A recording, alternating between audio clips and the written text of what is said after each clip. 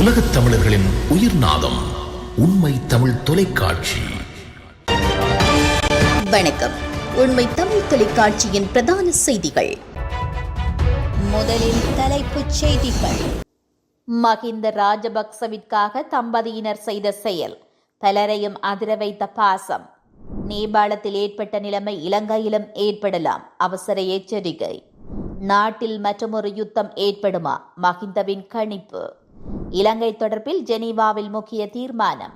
அதிகரிக்கும் வெப்பம், மக்களுக்கு விடுக்கப்பட்டுள்ள எச்சரிக்கை. இனி விரிவான செய்திகள்.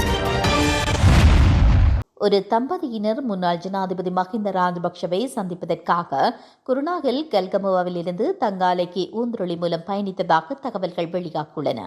மஹிந்த ராஜபக்சவின் மீதான அன்பின் காரணமாக இந்த பயணத்தை மேற்கொள்ள முடிவு செய்ததாக அந்த தம்பதியினர் தெரிவித்துள்ளனர். ஊந்துருளியில் பயணம். இதன்படி குறித்த தம்பதியினர் சுமார் 6 மணித்தியாலங்கள் ஊந்துருளியில் பயணம் செய்து முன்னாள் ஜனாதிபதி மஹிந்த ராஜபக்சவை சந்திக்க சென்றதாக தெரிவிக்கப்பட்டுள்ளது. இவர்கள் முன்னாள் ஜனாதிபதியை சந்தித்து பின்னர் சிநேகபூர்வமான உரையாடலில் ஈடுபட்டதாகவும் தெரிவிக்கப்பட்டுள்ளது. முன்னாள் ஜனாதிபதி மஹிந்த ராஜபக்ஷ தனது உத்தியோகபூர்வ இல்லத்திலிருந்து வெளியாகி அவருடைய சொந்த ஊரான தங்காலைக்கு சென்றார். இதன் பின்னர் மஹிந்த ராஜபக்சவை காண்பதற்காக தங்காலையில் அமைந்துள்ள அவரது கால்டன் இல்லத்திற்கு மக்கள் சென்றனர்.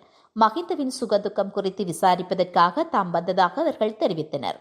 இதேவேளை மஹிந்தவின் தங்காலை வீட்டிற்கு சென்ற பலரும் அவரின் காலை தொட்டு வணங்கி ஆசீர்வாதமும் பெற்றுக் கொண்டனர். அத்துடன் நாட்டை காப்பாற்றிய மஹிந்த மீது தாம் அன்பு செலுத்துவதாகவும் அவர்கள் கூறியிருந்தமை குறிப்பிடத்தக்கது. அண்மையில் நேபாளத்தில் இடம்பெற்ற வன்முறை போராட்டங்கள், ஆட்சி கவிழ்ப்பு நடவடிக்கைகள் போன்றன இலங்கையிலும் ஏற்படக்கூடும் என எச்சரிக்கை விடுக்கப்பட்டுள்ளது. கொழும்பு பல்கலைக்கழகத்தின் பேராசிரியர் நிர்மல் ரஞ்சித் தேவ்ஸ்ரீ இந்த எச்சரிக்கையை விடுத்துள்ளார்.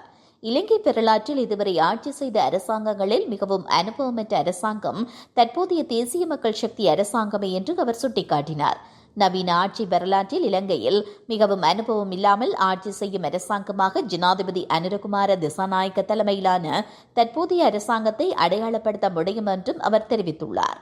அண்மை காலமாக நேபாளத்தில் இளைஞர் கிளர்ச்சி ஏற்பட்டு அங்கு ஆட்சி செய்த இடதுசாரி அரசாங்கத்தை விரட்டி அடித்ததாகவும் இடதுசாரி அரசாங்கம் ஒன்று விரட்டி அடிக்கப்பட்ட காரணத்தினால் இலங்கையிலும் அவ்வாறான சம்பவங்கள் இடம்பெறுவதற்கான சாத்தியங்களை மறுப்பதற்கு இல்லை என்றும் அவர் மேலும் தெரிவித்துள்ளார். அவ்வாறான ஒரு நிலைமையை ஏற்படுத்துவதா அல்லது தவிர்ப்பதா என்பதை தற்போதைய அரசாங்கமே தீர்மானிக்க வேண்டும் என்று பேராசிரியர் நிர்மல் ரஞ்சித் தேவ்ஸ்ரீ தனது சமூக ஊடக கணக்கில் காணொலி ஒன்றை வெளியிட்டதன் மூலம் சுட்டிக்காட்டினார். கடந்த காலங்களில் தேசிய மக்கள் சக்தி அரசாங்கத்திற்கு கடும் ஆதரவினை வெளிப்படுத்தி வந்த பேராசிரியர் தேவ்ஸ்ரீ அண்மை காலமாக தேசிய மக்கள் சக்தி அரசாங்கத்தின் நடவடிக்கைகளை பொதுவெளியில் கடுமையாக விமர்சனம் செய்து வருகிறார் என்பது சுட்டிக்காட்டத்தக்கது. நாட்டின் தற்போதைய சூழ்நிலையில் இன்னுமொரு யுத்தம் ஏற்படுத்துவதற்கான வாய்ப்புகள் இல்லை என்று முன்னாள் ஜனாதிபதி மஹிந்த ராஜபக்ஷ தெரிவித்துள்ளார். தனியார் ஊடகம் ஒன்றிற்கு வழங்கிய செவ்வியொன்றிலேயே அவர் இவ்வாறு கூறினார். நாட்டில் நிலவிய யுத்தத்தை முடிவுக்கு கொண்டு வந்ததை எண்ணி நான் தற்போது மகிழ்ச்சி அடைகிறேன். மேலும் அதனை நான் எனது அதிர்ஷ்டமாக கருதுகிறேன். அப்போது என்னுடன் சிறந்த அமைச்சர்களும் சிறந்த இராணுவ தளபதிகளும் உடனிருந்தனர். அதனாலேயே எங்களால் போரை வெற்றி கொள்ள முடிந்தது. தற்போதைய சூழ்நிலையில் நாட்டில் மற்றொரு யுத்தம் ஏற்பட வாய்ப்பில்லை. எனினும் எதிர்காலத்தில் எதுவும் நடக்கலாம் என்றும் அவர் தெரிவித்தார். இலங்கை தொடர்பில் ஜெனீவா மனிதுரிமைகள் பேரவையில் முக்கிய தீர்மானம் ஒன்று முன்வைக்கப்பட உள்ளது. எனும் 2 வார காலப்பகுதிக்குள் இந்த தீர்மானம் முன்வைக்கப்படும் என்று எதிர்பார்க்கப்படுகிறது. இதற்கு ஐக்கிய ராச்சியம் தலைமையிலான இலங்கை தொடர்பான முக்கிய குழுவும் தமது ஆதரவை வழங்கும் என்று தெரிவிக்கப்பட்டுள்ளது. இதன்படி அடுத்த 2 ஆண்டுகளுக்கு ஐக்கிய நாடுகள் மனிதுரிமைகள் உயர்ஸ்தானிகர் அலுவலகத்தின் மேற்பார்வையின் கீழ் இலங்கையின் விடயங்கள் கொண்டுவரப்பட உள்ளன. அதே நேரம் இலங்கையின் நல்லிணக்கம், பொறுப்புக்கூறல் மற்றும் மனிதுரிமைகள் குறித்த முன்னேற்றம் குறித்து அடுத்த விரிவான அறிக்கை 2027 செப்டம்பரில் பேரவையில் முன்வைக்கப்பட உள்ளது. இந்த தீர்மானத்தின்படி இலங்கை பொறுப்புக்கூறல் திட்டத்தின் காலமும் நீடிக்கப்பட உள்ளது. இலங்கையில் மனித உரிமைகள் மீறலுக்கான எதிர்கால பொறுப்புக்கூறல் செயல்முறைகளுக்கான சாத்தியமான உத்திகளை உருவாக்குவதற்கு இந்த தீர்மானம் உதவும் என்று எதிர்பார்க்கப்படுகிறது. இதற்கிடையில் சர்வதேச தர நிலைகளுக்கு ஏற்ப மனித புதைக்குழி அகழ்வுகளை நடத்துவதற்கு போதுமான நிதி, மனித மற்றும் தொழில்நுட்ப வளங்கள் தொடர்பில் சர்வதேச உதவியை நாடவும் இந்த தீர்மானம் இலங்கை அரசாங்கத்தை வலியுறுத்தும் என்றும் கூறப்பட்டுள்ளது. மனித உடலால் உணரப்படும் வெப்பநிலை இன்று எச்சரிக்கை மட்டத்தை அடையக்கூடும் என வளிமண்டலவியல் திணைக்களம் எதிர்ப்பு கூறியுள்ளது. இதன்படி வடக்கு வடமத்திய மற்றும் கிழக்கு மாகாணங்களிலும் மொனராகலி மாவட்டத்தின் சில இடங்களிலும் வெப்பநிலை எச்சரிக்கை மட்டத்தில் நிலவக்கூடும். நிலவும் வெப்பமான காலநிலையினால் பணியிடங்களில் உள்ளவர்கள் அதிகளவான நீரை பருக வேண்டும். அத்துடன் இயலுமானவரை வெளிப்புற செயற்பாடுகளில் ஈடுபடுவதை தவிர்க்குமாறு பொதுமக்களிடம் கோரிக்கை விடுக்கப்பட்டுள்ளது. மீண்டும் தலைப்புச் செய்திகள்.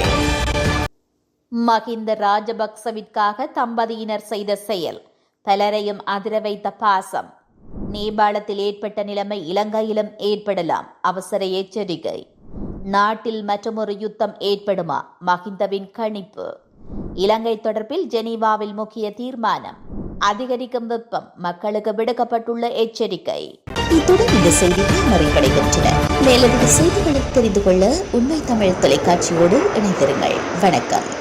உலகத் தமிழர்களின் உயிர்நாதம் உண்மை தமிழ் தொலைக்காட்சி.